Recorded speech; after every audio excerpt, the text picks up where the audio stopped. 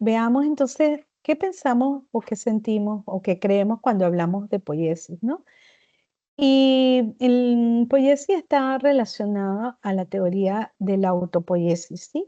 Es Humberto Maturana y Francisco Valera quien a través de todo el desarrollo y mirada investigativa dan la consolidación y construyen esta mirada teórica en términos de interpretar los sistemas vivos y qué los caracteriza, ¿no? Lo interesante de esta teoría es que una vez que es conceptualizada y comunicada y difundida, todos los elementos previstos y toda la construcción teórica de esta teoría empieza a imbricarse, vamos a hablar así, en el espacio educativo a través de pedagogos o de impulsores que buscan, como les dije al inicio, transformar este espacio educativo. Entonces, cuando estamos en la mirada de la autopoiesis, de la teoría de la autopoiesis, la primera pregunta que nos hacemos es: ¿qué caracteriza un ser vivo? ¿Cómo nos diferenciamos? ¿Qué nos diferencia de las otras formas de vida que existen en el planeta, ¿no? O de otras estructuras, otro tipo de materia que también existe en el planeta, en el espacio, en el universo. Entonces, la teoría, como es una mirada que les estoy ofreciendo esta noche, tengo ideas claves, que son las ideas claves a partir de las cuales podemos hacer un intercambio luego cuando termine o como ustedes consideren en el momento que se vaya desarrollando, ¿no? Vemos entonces que los seres vivos son sistemas complejos. Observen cómo se integra esta mirada de sistema y complejidad y que este sistema complejo se autoconfigura, se autorrecrea, se crea a sí mismo, ¿no? Así que cuando esta mirada, esta idea central se conceptualiza, entonces vemos cómo como seres vivos somos una unidad, pero esta unidad tiene una mirada holística organizada. Otra idea central que también les comparto, podríamos abordar la teoría de poiesis en una asignatura, en varias semanas. Podemos decir entonces que en nosotros los seres vivos existen procesos y relaciones, ¿no? Y que vernos solo como atributo es tener una visión fragmentada de la integralidad que somos como expresión de vida, ¿no? Entonces, es interesante acá pensar que cuando estamos viendo un ser vivo, este ser vivo tiene procesos también de aprendizaje, tiene procesos y relaciones, y en sí vemos como una imagen, les hago una representación de un círculo cerrado, pero es un círculo que tiene intercambio, es decir, el ser vivo se crea, se autorrecrea, pero también intercambia energía y materia con el entorno. Otro elemento también que les comparto como idea central en esta teoría es que hay un proceso de recambio en el ser vivo, ¿no? Y este permanente flujo, esta permanente circulación de energía deja de existir cuando el organismo muere, o como concebimos ese fenómeno de muerte, ¿no? Ahora, ¿qué tiene que ver esto con lo educativo, no? Y entonces aquí es que empiezo a hacer la relación entre estas ideas centrales y lo que es el proceso educativo. El proceso educativo entonces tiene que, de alguna forma, crearse, autocrearse y revitalizar todos los procesos, ¿no? Siendo, observemos como un sistema a mayor escala, también realiza procesos de intercambio con el entorno, no es un ente aislado. Por lo tanto, se crea a sí mismo, pero también se recrea con ese intercambio, ese flujo permanente que se realiza. Si un sistema educativo, una institución educativa, deja de hacer este intercambio, este flujo, es un organismo que empieza a dejar de hacer acciones creativas procesos creativos y empieza a ralentizarse, ¿sí? Entonces podríamos decir incluso hacer un símil, empieza a ingresa a un fenómeno que pudiera llamarse como un tipo de muerte, ¿no? Ahora, vayamos ahora, después de estas ideas centrales en términos de autopoiesis, de la teoría de la autopoiesis, y veamos entonces una aproximación a lo que es complejidad, ¿no? Para entender la complejidad desde el punto de vista teórico, en la mediación pedagógica, siendo conceptos que a veces no son tan accesibles a la mayoría de las personas, los investigadores en complejidad han procurado en estos últimos años desarrollar difusión en términos de acercamiento y de aproximación de esta perspectiva teórica al común de la gente. ¿Por qué? Porque si verdaderamente queremos hacer una transformación educativa, nuestro rol como mediadores es acercar ese conocimiento a la mayoría de las personas a través de la práctica, a través de la propia teoría, pero hacer esa relacionalidad entre esta teoría y toda la mirada que implica la teoría de la complejidad y cómo expresarla en el espacio educativo. Un ejemplo que les comparto a través de estas cortas líneas, pensemos entonces que en la naturaleza no hay líneas rectas. Si observan con detenimientos, existen sinuosidades, curvas, espirales, infinitud de formas orgánicas, se repiten, algunas iguales, pero todas al mismo tiempo diferentes. Vemos entonces que hay fractales en el micro y en el macrocosmos. Cuando empezamos a tener una mirada de la complejidad, ya el mundo empieza a dejar de parecerte fragmentado y empiezas a observarlo con una mirada de resonancia, de encuentro y de consecuencias, ¿no? Y de causa-efecto.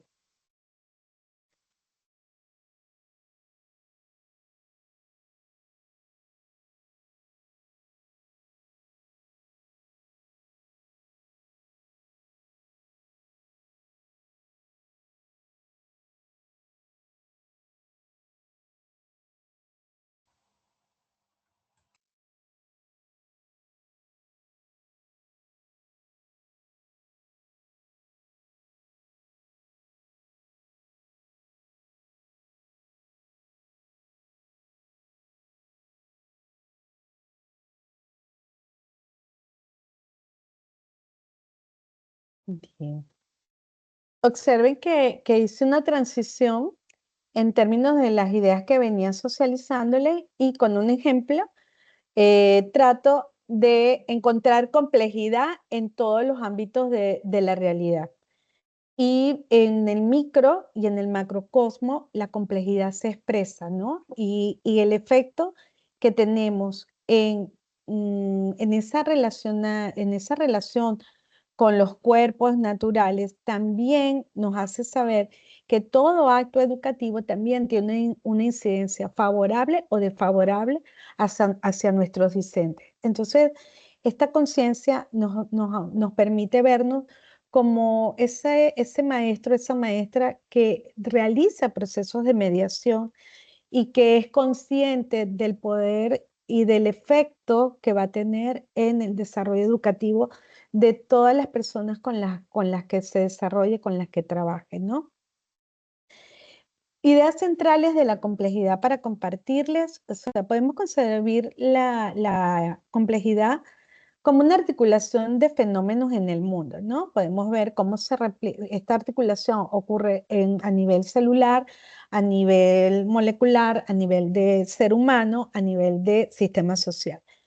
Y luego concebimos la realidad como un sistema en permanente cambio, en desarrollo y en emergencia. Si tenemos esta mirada, entonces sabemos que como docentes permanentemente debemos estar abiertos a las posibilidades, al desencuentro, al encuentro y a la realización de procesos educativos que efectivamente tomen en consideración al ser humano, ¿no? Como una expresión de vida. Ahora veíamos cómo se entrelaza entonces la creatividad, ¿no? ¿Cómo entrelazamos esa red? Si partimos de un marco propositivo, como lo es la teoría de la autopoiesis o la teoría de la complejidad, ¿qué relación entonces pudiera tener la creatividad, ¿no? Y por qué es necesaria la creatividad si verdaderamente queremos hacer una mirada educativa transformadora. Entonces, la creatividad ingresa como constructo teórico en el sentido de que no es decir, hacemos procesos creativos, pero en la realidad no ocurre. Así que por eso este subtítulo habla de entrelazar la red. El proceso creativo se desarrolla y se sostiene. No puede ser, o sea, no puede darse, pero lo ideal sería que todo proceso creativo se sostenga en el proceso educativo. No es que hay un día de actividades de creatividad y días en donde no ocurre. Aquí les comparto tres elementos en términos de creatividad. Hay otros hacia dónde debemos tener esa mirada. Entonces, esa mirada de la creatividad la tenemos desde el propio ser, la propia persona, desde el aprendizaje creativo o de aquellos espacios de creatividad que ocurren a partir de un cambio de paradigma, ¿no? Entonces, si yo tengo un cambio de paradigma, si yo desarrollo, profundizo en lo que significa implementar complejidad y autopoiesis en el espacio educativo, entonces yo también voy a empezar a hacer procesos como el pensamiento disruptivo, el aprendizaje disruptivo, hacer revisión de creencias limitantes, buscar ejemplos de casos imperadores que me permita desencadenar procesos de creatividad en donde me ubique, ¿no? Luego, si desarrollo entonces ese proceso de creatividad hacia el propio ser, entonces empiezan a ocurrir prácticas como que normalmente no ocurren en los espacios educativos, técnicas de visualización, procesos de autorreflexión y autoconocimiento, actividades de meditación, por ejemplo.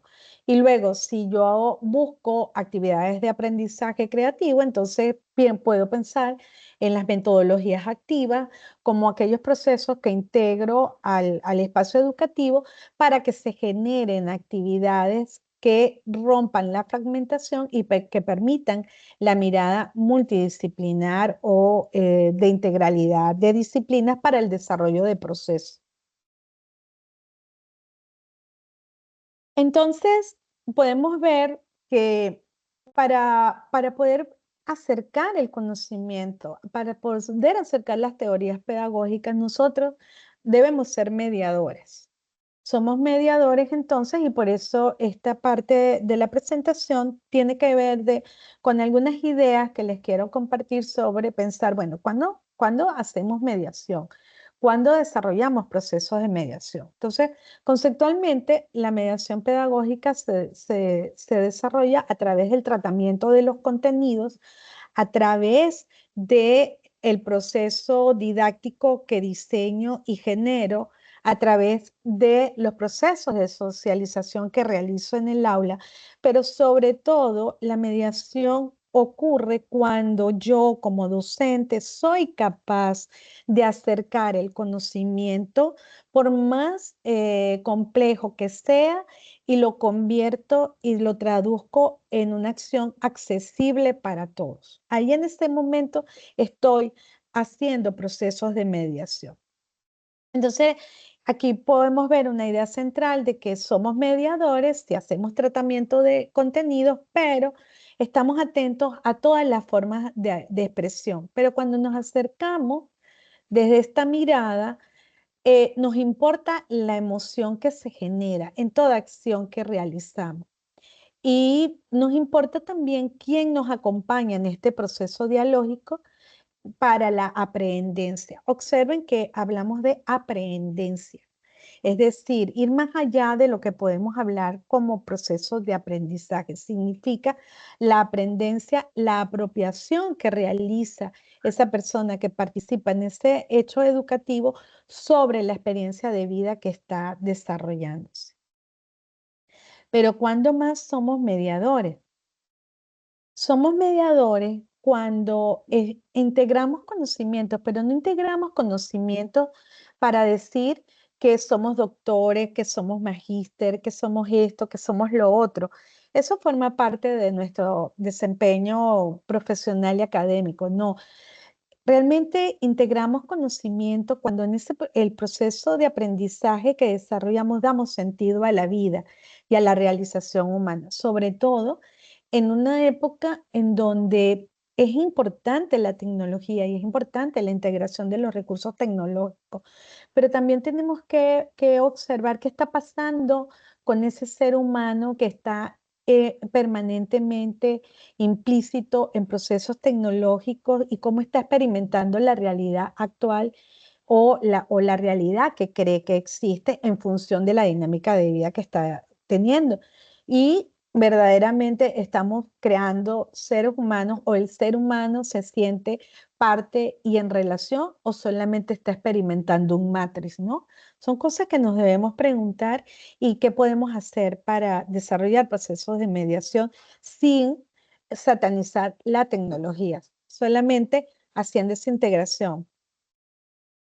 Somos mediadores también cuando tendemos puentes, ¿sí? O sea, tendemos puentes entre lo que es el saber, entre la práctica, entre esos aprendices, entre los interlocutores que están en el espacio y hacen vida de ese proceso y sobre todo en esa búsqueda de sentido. O sea, se da un proceso de mediación cuando como docentes logramos aproximarnos por lo menos a ese encuentro del sentido por parte de quien aprende.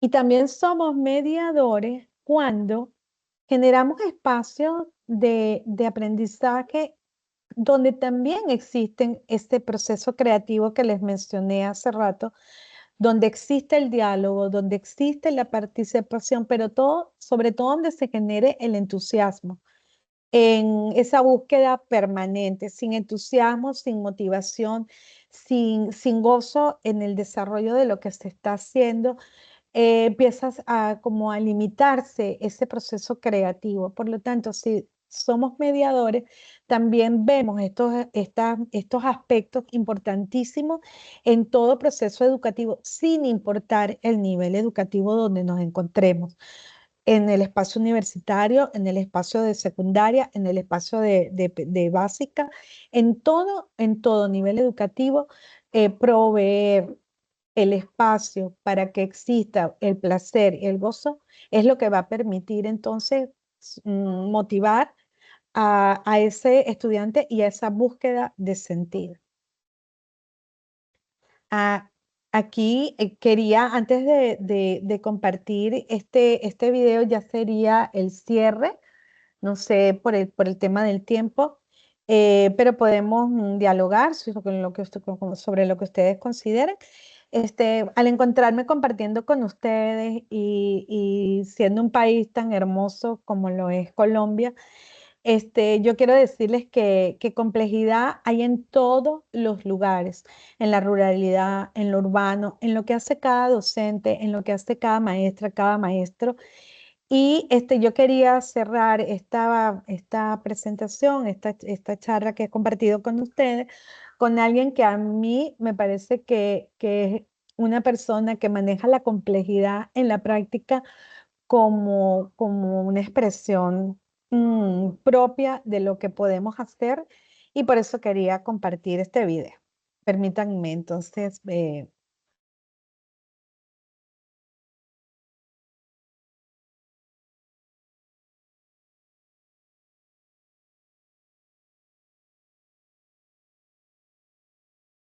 Doctora, no sé si no escucho sonido. Creo Muy que importante.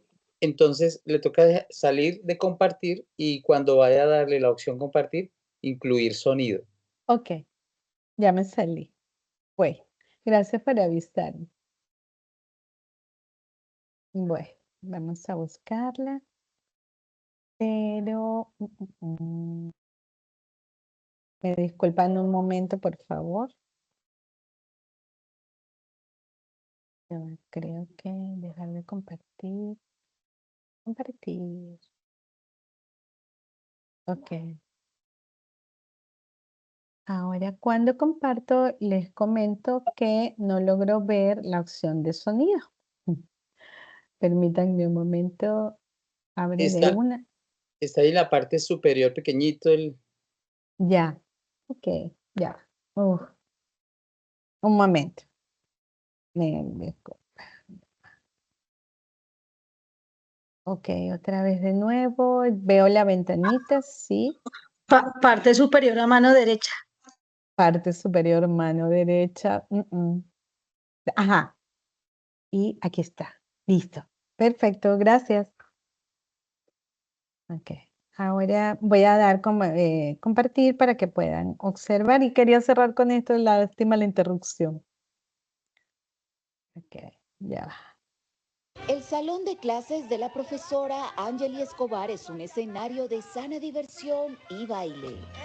Con 66 años, la docente tiene toda la energía para divertirse con sus alumnos con coreografías al ritmo de música colombiana, incentivando de esta manera las ganas de estudiar de estos jóvenes bailarines.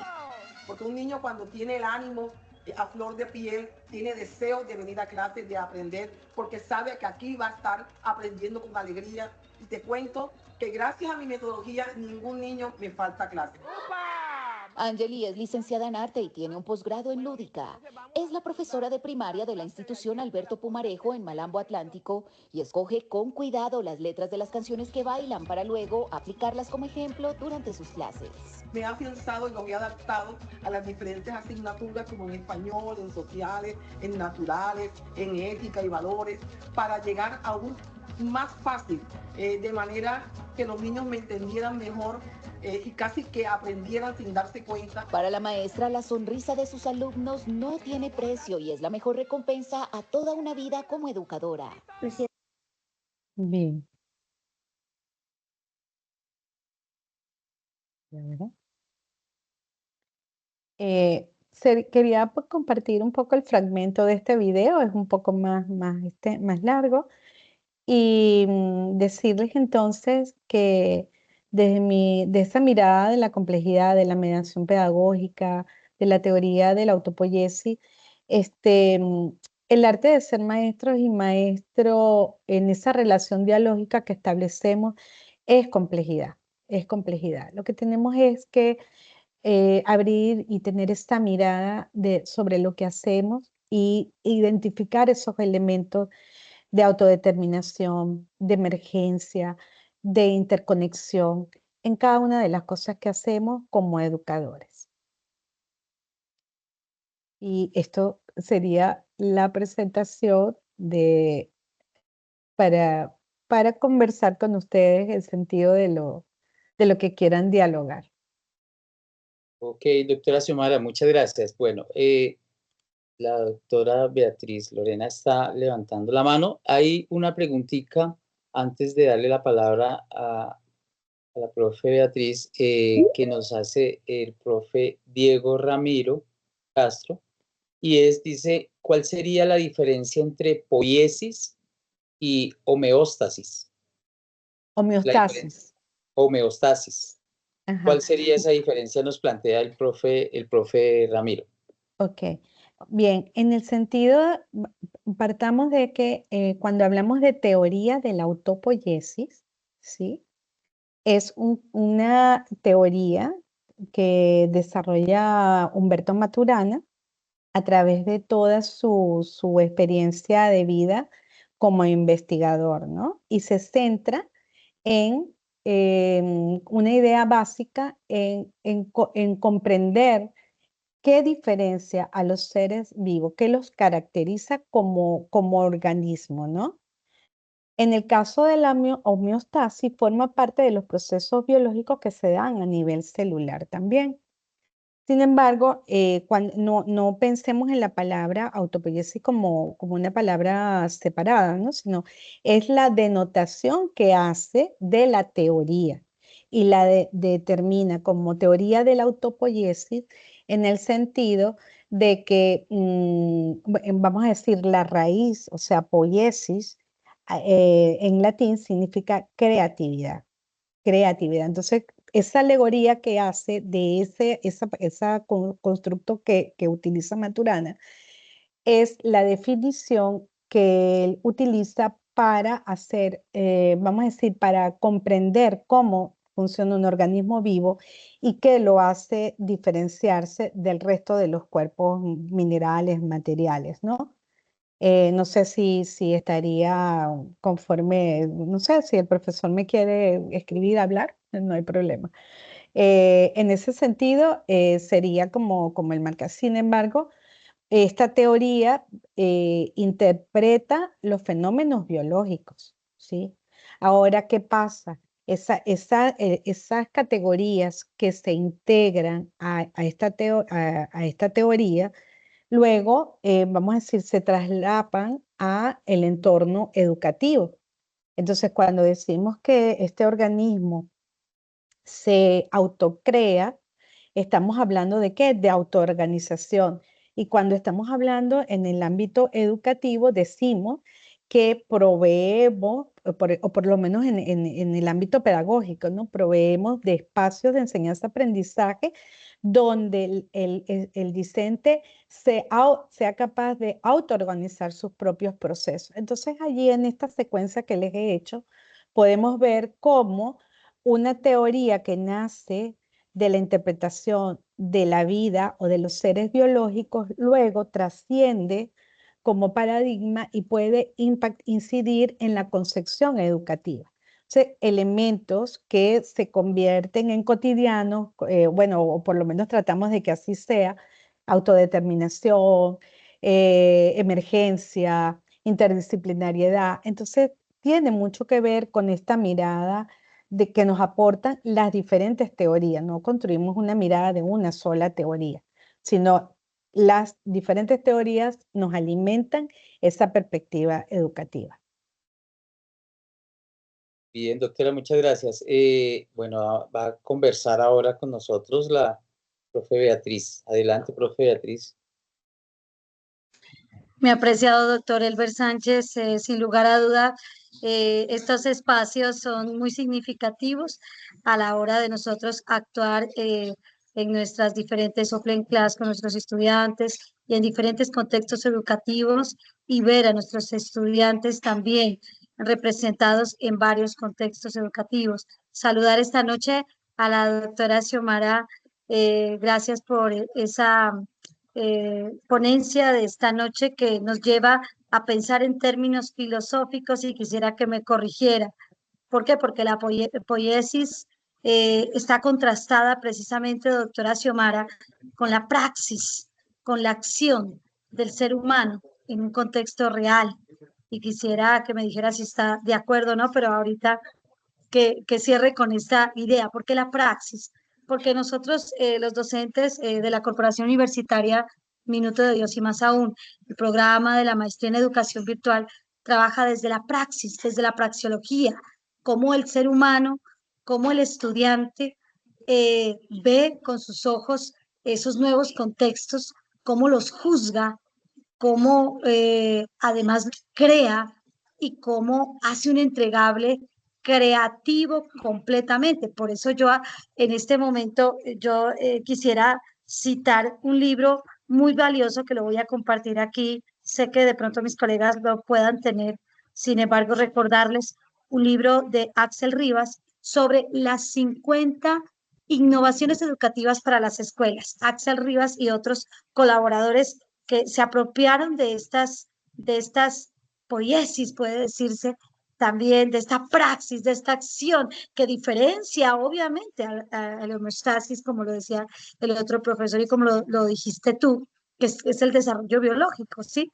Y uno de los apartados importantes que está en ese libro de las 50 innovaciones de los maestros es la escuela que aprende. 2 Ujú. puntos, estudiar la clase para mejorar la enseñanza. Y ahí voy contigo, mi apreciada doctora, y es cuando tú hablas que la docencia es una complejidad, cada vez se vuelve más compleja. Ser docente no es fácil, es un reto, es complejo. Mira que Sí. precisamente la semana pasada un estudiante presentó un podcast maravilloso donde daba a conocer la tecnología como una mediación de enseñanza-aprendizaje y me encantó porque utilizó las pedagogías emergentes para hacer viva esa tarea, es decir, hizo una praxis, hizo una poiesis. Así lo veo yo en esta charla Sí. de esta noche, mi apreciada doctora Xiomara. Sí, bueno, yo estoy totalmente de acuerdo en el sentido de de lo que ha compartido, ¿no? Si bien retomemos un poco esta idea, ¿no? Está el organismo vivo, vamos a decir, ese organismo que tiene sus propias funciones, sus propios procesos. Ustedes trajeron a colación esa palabra de homeostasis y cómo este proceso sostiene el equilibrio en esos cuerpos vivos. Sin embargo, el organismo no es un organismo cerrado, es un organismo que intercambia, como les dije, y es abierto también al entorno.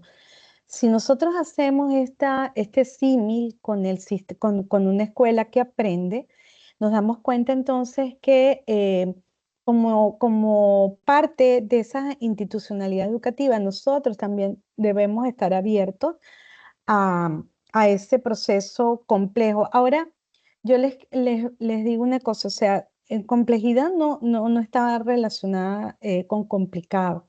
O sea, complicado el mundo, complicado las situaciones, sino complejidad, lo que nos abre es una mirada de relaciones entre todos los procesos, entre todas las partes, ¿no?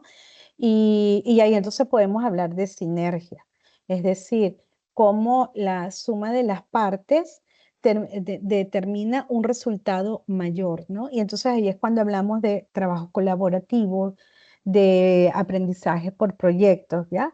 Cuando hacemos ese traslado de esos constructos al espacio educativo. Yo les puedo comentar en la práctica cómo he intentado desde mi acción hacer procesos que desemboquen a la integración de la mirada compleja. O sea, el doctor Eber habló de un proyecto de STEAM, ¿no? Que se está ejecutando en vinculación en la maestría en educación. Ese proyecto, cuando se formula, tiene detrás, el estudiante ve el método, pero detrás tiene la perspectiva de la complejidad. ¿Por qué?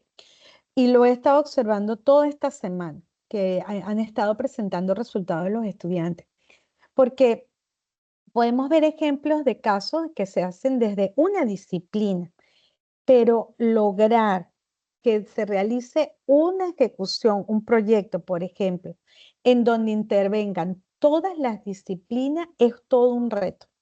Se logra, en algunos resultados se ha logrado que se combinen. En algunos es muy poco el resultado de la complejidad en la acción, ¿sí?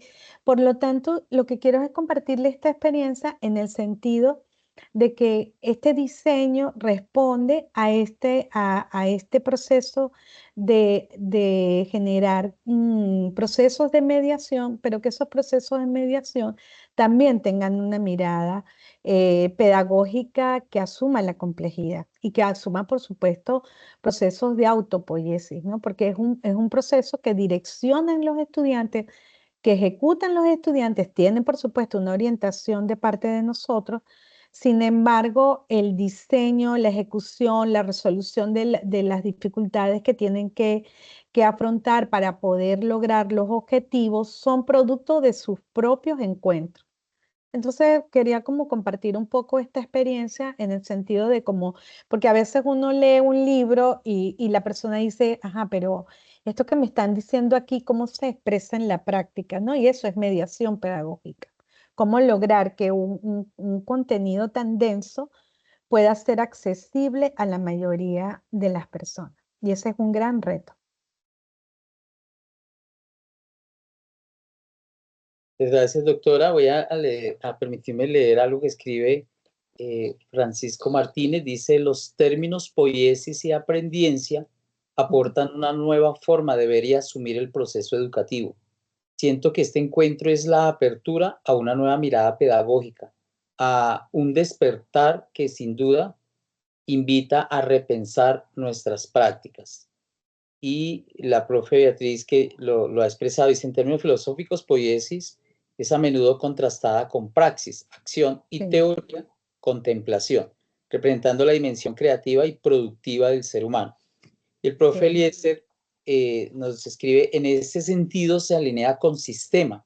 Seguro está el enfoque de la teoría de sistemas, pienso yo, de acuerdo a Peter Senge. Quería decir algo y incluso haciendo eco a lo que dice el profe Francisco Martínez, y es ese proceso de aprendiencia nos moviliza y nos dinamiza a superar una cuestión de paradigma, ¿no? Casi siempre estamos todavía en el paradigma de la enseñanza, de lo lineal, como lo mostraba en ese paradigma tradicional, de lo vertical, y pensar en aprendiencia y en poiesis, en creación, no es una tarea. Yo pienso que la poiesis no puede ser, la creatividad, el crear no es una tarea porque se vuelve una cuestión utilitarista y un afán a veces de ¿cómo lo hago? ¿Qué hago? Sino que es una cuestión más allá de la tarea, es una cuestión de mover el pensar y el sentir y la perspectiva que tenemos de la vida, de los estudiantes, del proceso de relación horizontal en aula, sea virtual, sea la mediación a distancia, sea la mediación presencial, sea el recurso que utilicemos. Esa mediación, ahí es donde creo yo que permitir un proceso de aprendencia nos va a llevar precisamente a eso, a que cómo aprendo con mi estudiante, cómo aprendemos, y qué bonito, por ejemplo, como Tani nos ha orientado estas charlas de aquí a diciembre, hablando de eso, un encuentro de saberes, porque la doctora Xiomara hoy nos ha hecho eso y lo reconoce el profe Francisco. Hay una provocación, una apertura a una nueva mirada, y eso es lo que hacemos, construir nuevas miradas. Pero quería decir algo que escribe David Boone, que tiene varios libros sobre creatividad. Yo sé que la doctora Xiomara lo ha leído en su momento, y habla precisamente, dice, la originalidad y la creatividad empiezan a emerger, no como algo que es el resultado de un esfuerzo por alcanzar una meta planeada y formulada, sino con el subproducto de una mente que está logrando un orden de funcionamiento casi normal. O sea, se vuelve una dinámica de creación continua, de emergencia, cuando yo veo la vida de otra manera, incluso cuando el error se convierte, que lo dice también David Boone, el error se convierte en la posibilidad de aprender y de crear. Quería compartir eso y no sé, doctora, de lo que nos ha comentado incluso el profe Eliezer también sobre... Por ejemplo, les comento algo siempre con un ejemplo porque es la mediación, ¿sí?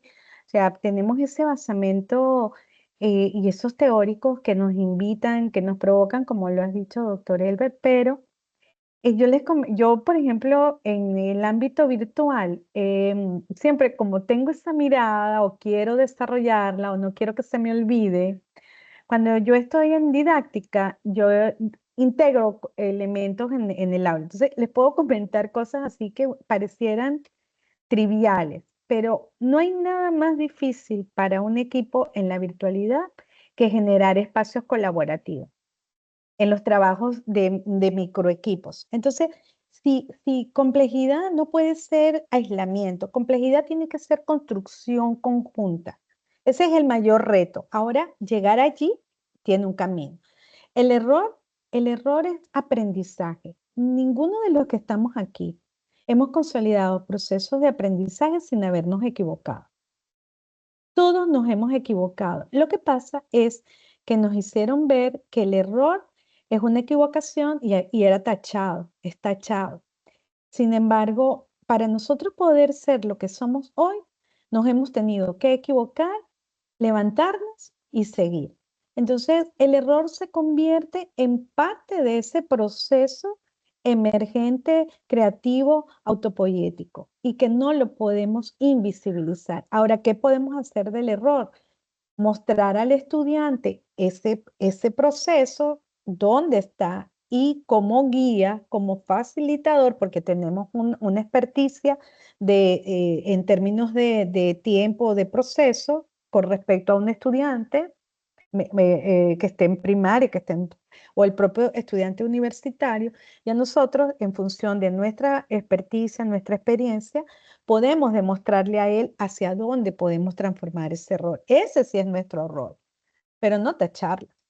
Entonces, sí, el error es fundamental en todo proceso creativo. La creatividad también se practica, se desarrolla, se crea, se inventa. Cuando vemos elementos en la realidad educativa que nos permite decir, oye, yo puedo tomar esta experiencia que está haciendo este estudiante y la puedo transformar y ayudarlo a él que él lo vea. Entonces, en eso sí estoy haciendo un proceso. No se trata de decir innovo o estamos innovando o hay que ser creativos, porque a veces se convierte en cliché, sino cómo verdaderamente en nuestra percepción y concepción pedagógica sabemos que la creatividad tiene que formar parte permanentemente de todo proceso que implementemos, siempre. En todo proyecto, no importa, o sea, les puedo decir que no es que yo le digo a los estudiantes eso, no es que vamos a cambiar el mundo o por lo que, no, pero sí vamos a hacer algo donde nos encontremos siempre. Si hago un proyecto, lo hago con la mirada de la mediación y la complejidad. Si hago una clase, la hago con las estrategias que me permitan hacer, aunque sea un pequeño ejercicio de complejidad en el aula. Y eso yo lo hago a través de la virtualidad. O sea, yo les puedo comentar una experiencia sencilla, que es súper interesante y yo les muestro una imagen a los estudiantes de un tacho de basura. Aquí en Ecuador se llaman tachos de basura. Y les pregunto, dame 50 ideas que puedas hacer con este tacho. Allá en Colombia no sé cómo se llama. Es un pote de basura, no sé. Depósito de basura, lo que sea.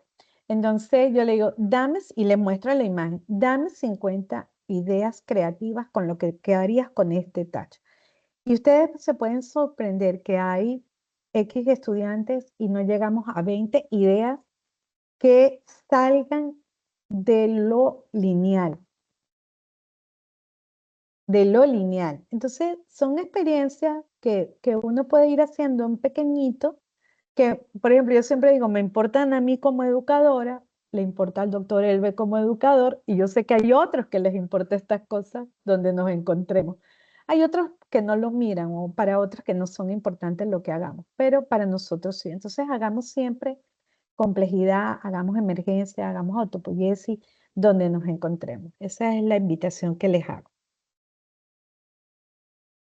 Bueno, doctora Xiomara, muchas gracias por todas estas ideas, todas estas creaciones epistemológicas, desde luego, pero también, pienso yo, pedagógicas que se van dinamizando, ¿no? Van dinamizando, van moviendo nuestros pensares, nuestros sentires. Ya lo decía el profe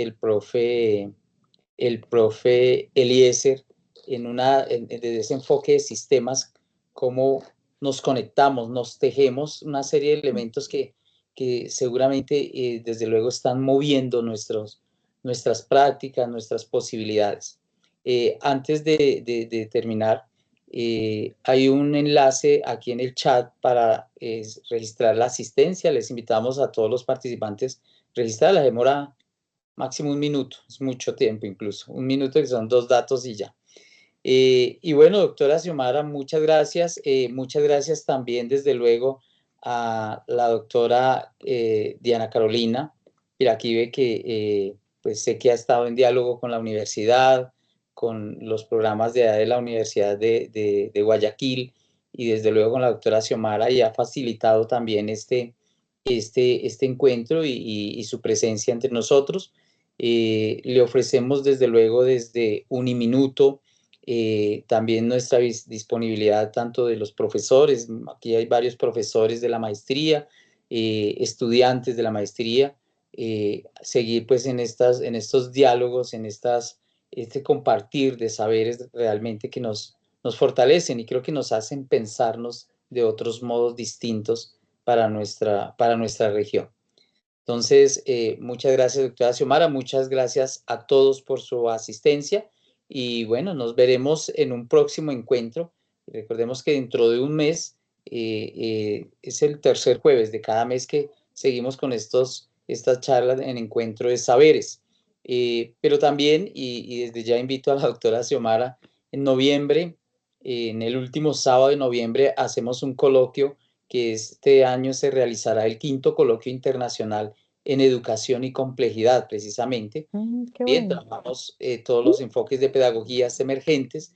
Entonces, en esa mañana del sábado estaremos también con otras personas dialogando y aprendiendo sencillamente de la construcción de unas nuevas miradas y unas nuevas posibilidades y creaciones para la educación y para nuestras vidas, porque realmente la educación es parte de la vida y ahí nos movemos, somos y también existimos. No es la vida. Bueno, igual, gracias. Por favor, invítenme. Si no tengo compromiso académico, con todo gusto asisto. Y bueno, también por esa apertura de apoyarnos también a nosotros. Sí, tenemos conferencias también digitales abiertas al público. De eso se trata, de que aprovechar toda esta posibilidad que nos brinda la tecnología para acercarnos a esos lugares remotos y poder entonces también hacer de la educación vida, ¿no? A través de toda esta mirada paradigmática que seguramente transforma la manera de nosotros hacer las cosas. Muchas gracias, doctora. No sé, doctora Diana Carolina, para que nos conceda el cierre. Muchas gracias, doctor Elber. No, pues sumarme al agradecimiento, doctora Xiomara, una excelente conferencia. Yo pues lamentablemente no pude llegar desde el inicio porque me encontraba en clase, pero muy, muy interesante. Creo que además es muy pertinente porque como pues lo hablábamos en nuestras reuniones previas, estos espacios contribuyen también a enriquecer nuestras sublíneas de investigación y acá pues tenemos a varios de nuestros colegas docentes de la maestría y también varios estudiantes y egresados que con seguridad ya tendrán eco de estas ideas tan chéveres que nos compartiste el día de hoy y nos abre también nuevas perspectivas de investigación. Y precisamente le están comentando en el chat, también han tomado apuntes de las recomendaciones que nos has dado, así que pues nada, agradecerte por compartir de una manera tan generosa tu conocimiento y todo tu campo de investigación y te vamos a seguir invitando, por supuesto, a nuestros espacios. Y pues Claro, por gracias al supuesto. profe. Un gusto. No, a Sí, ti siempre a y la gracias orden. también. Gracias, Ok, doctora Xiomara, y gracias también a Tani y a todos los asistentes. bueno, Vale, feliz un noche, gusto. muchas Hasta igual, gracias. feliz noche. Hasta Feliz noche. luego. Hasta luego. Feliz Adiós. noches, muchas gracias.